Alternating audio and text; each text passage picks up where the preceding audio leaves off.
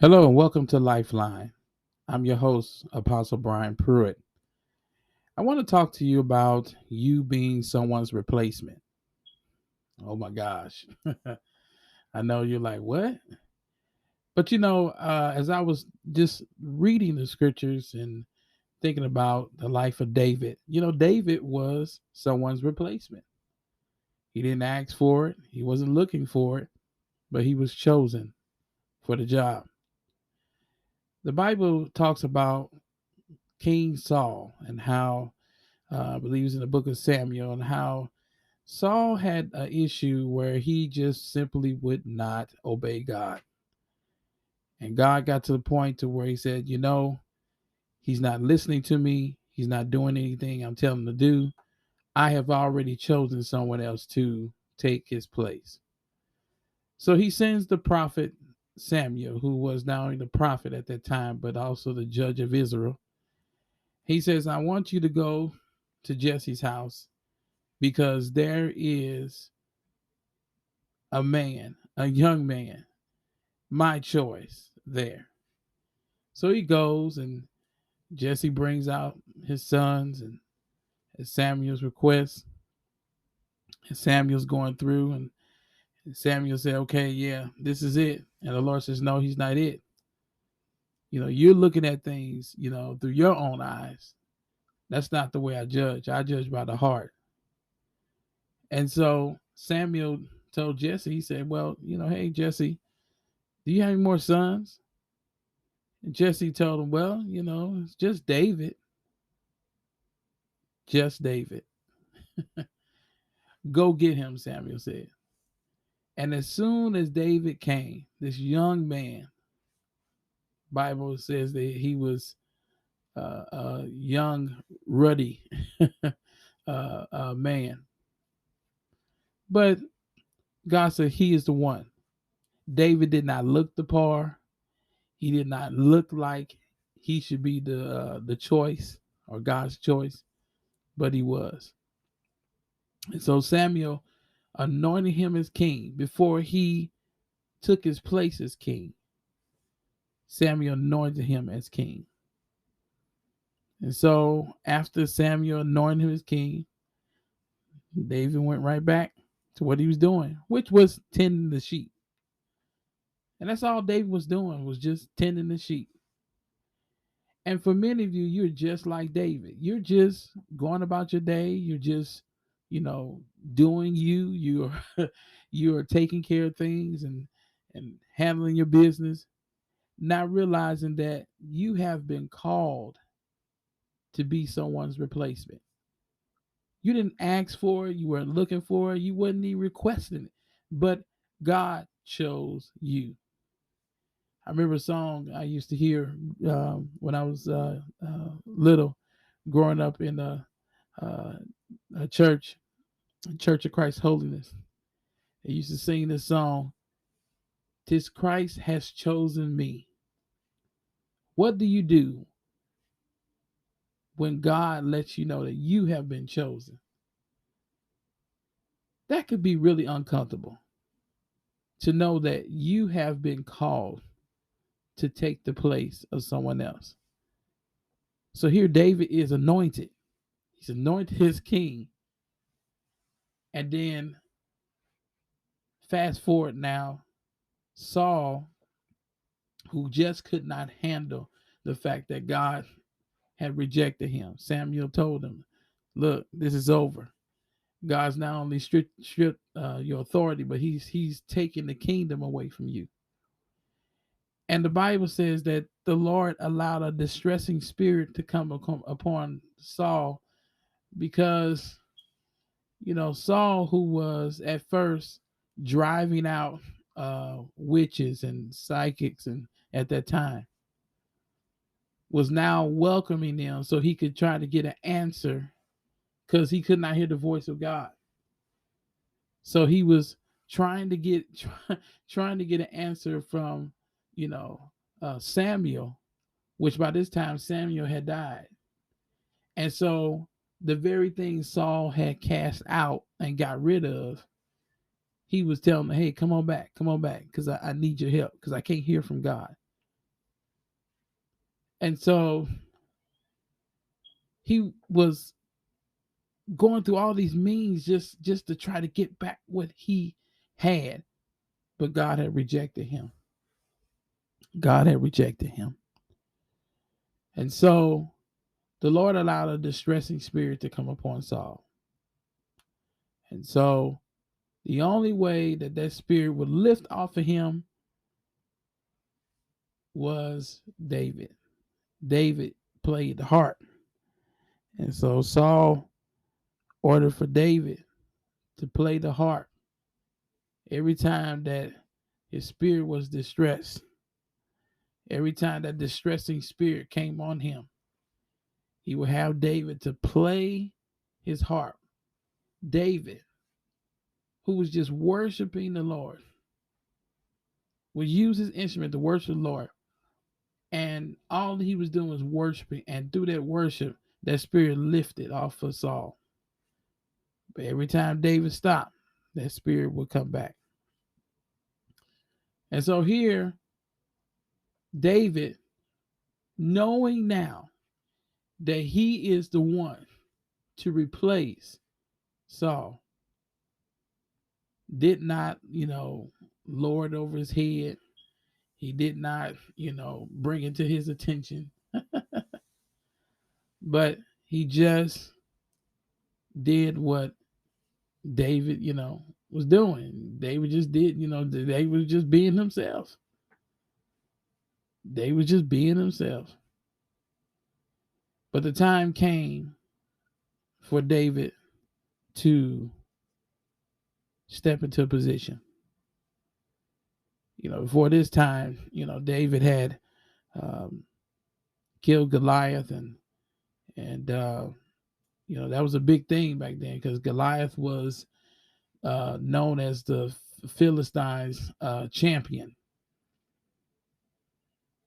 Nobody could stop him until David came. And it's interesting when that happened because David was just following the instruction of his father, Jesse. I want you to go take some food to your brothers. They were in the midst of a battle. At that time, Goliath had challenged the army of Israel. And so David's three brothers were a part of the army fighting against the Philistines. And so Jesse told David, hey, David, I want you to go take some food and to your brothers and see how they're doing. So David did. He went off, with another shepherd and went on. And as he came up, he saw and heard something that was distressing, something that was like out of line. Like, who is this cat talking all this trash, defying the army of the Lord? And David was like, you know what? I'm going to take this dude down. Now, Saul didn't believe that David could do it. He thought David was too young. But he realized after listening to David share a story about how God would prepare, how God prepared him, and how God, how he went through and protected the sheep, and how he was killing lions and all these things they were trying to attack the sheep. David was confident that the same God that protected him then and helped him to take care of the sheep would help him to take down this giant. So you go on from there, and David's popularity began to grow. And man, this made Saul mad because he saw the people now saying, hey, Saul killed his thousands, but David killed 10,000. But the whole time it was God. Why am I sharing this with you tonight? Because there are some things that you're just doing, and you're doing it well. You're doing it well. And now the attention is coming on you. Once again, you didn't ask for it. You're just trying to be you. But yet, the very one that you are helping, or in some cases serving, depending on what capacity, is now jealous of you, angry, and trying to take you out. That's what Saul did. Saul was so bitter.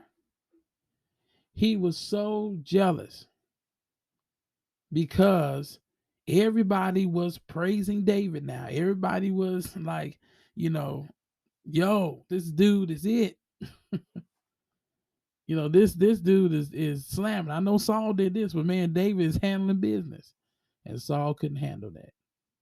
He could not handle it. So now the very one that was helping him to get over the distressing spirit, he was trying to kill. But it came a day that Saul, in the midst of a battle, actually took his own life, fell on his sword. And when Saul died, it was time for David to walk into the fulfillment of what happened on that day when the prophet Samuel laid hands on him and said, "You are the one." So I need you, those who are listening to this, I need you to get comfortable with this. I need you to understand that although it's uncomfortable knowing that you are someone's replacement, you must understand that it's not because you did anything. It's not because, you were trying to get over. And I'm just telling you this because even after even after knowing this, even after knowing that you are called to be someone's replacement, the enemy will come and would want you to think that, hey, you trying to take somebody's place. You trying to take something, something for what, somebody have. And he's doing that to get you to get out of position, to go back on what was said over your life. But I need you to understand what they did and what they didn't do is none of your concern. That's between them and God. You just have to accept the call for your life. And it's really important that you understand. It's really important that you understand that you being someone's replacement, you have to be okay with some people not liking it. Even people that you have worked with, people that you have labored with, and this thing is not just with inside the church. Excuse me. Not just inside the church, but even outside the church, on your jobs. God is preparing you to be someone's replacement. And you got to be okay with that. You got to be okay with that. But you also need to know that not everybody's going to like it. Even the ones that are close to you may not like it. And you may go through all kind of, accusations and all that kind of stuff. But just remember, look, this is God's call. This is God's call. You didn't call yourself. God looked at you. He's seen what others weren't seeing. Nobody knew David's faithfulness in taking care of the sheep. And even his brothers even minimized, what David did. In fact, when David went to go take the food to the brothers and check on him, they yelled at him saying, "What are you doing here? Aren't you supposed to be taking care of your little sheep?" And you have some people that will look at you like, "Oh, what you doing is insignificant. It's really not important." And based upon that, there are those who would from as far as that reason alone, uh, that's the reason why they feel like you don't deserve it. It's a combination of jealousy and envy. One says, uh, I want what you have, and I don't think you deserve it. I want what you have with a passion, and I don't think you deserve it. But you have to be okay with that. You have to know you have to know that this is something that uh, it didn't have anything to do with you. You just been elevated to do this. But I don't want you to focus on other people's negativity. I want you to focus on you being ready to step in and be who God called you to be. Now here's what's so beautiful about this. That even though God called you to be someone's replacement, it doesn't mean that you have to change what you're doing. In other words, God didn't call you, He didn't call you for you to, be elevated and start acting different or start doing something different. No. He said, I want you to be who you are. I want you to continue to do what I tell you to do. Be the king that I know that you are. Be the king that I know that you are. And just walk in this new place. That's it. Don't try to be like somebody else. And one of the things that I think that we make the mistake in doing is that even when God elevates us and puts us in new places of authority, influence, that we feel like that we got to act different now. No, He chose you because you were just being you. So don't lose that. So I want you to just settle that. Settle that. I want you to just understand. Understand that you have been called to be God's replacement. You say, now what? That's not God's replacement, but someone's replacement, someone else's replacement, someone else's replacement. It's God's choice. And even there, another scenario, this that it may not be a situation where it is that the person that that you're replacing, that they're upset. They already knew. They already know. God told them, and they're okay with that. But there's others that are not okay. Once again, it doesn't matter what anybody else thinks. It doesn't matter, what anybody else says.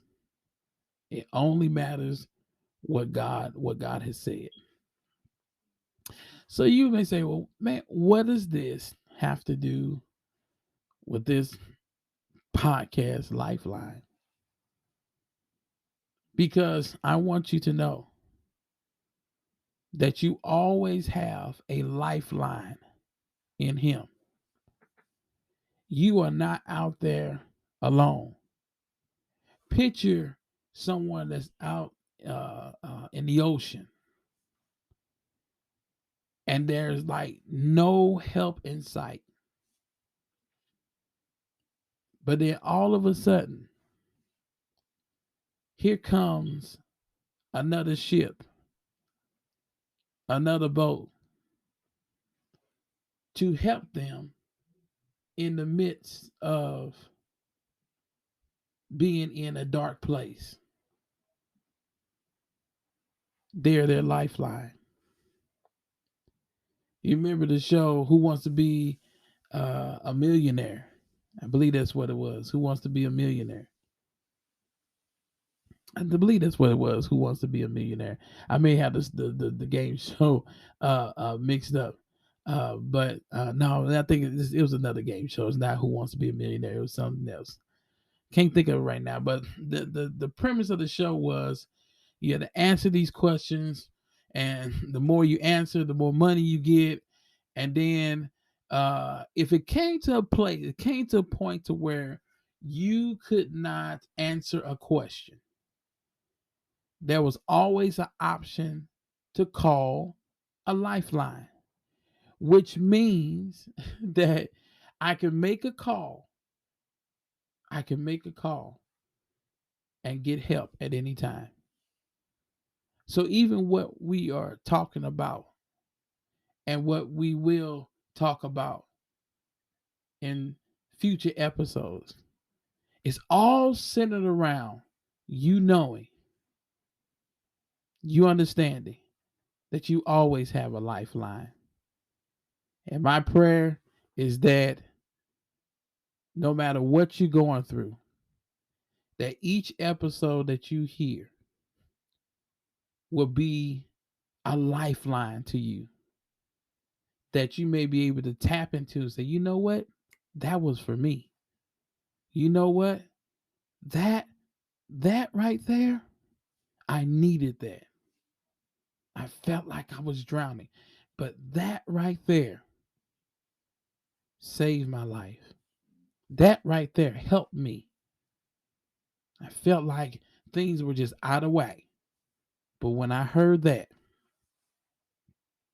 that helped me to get back on track.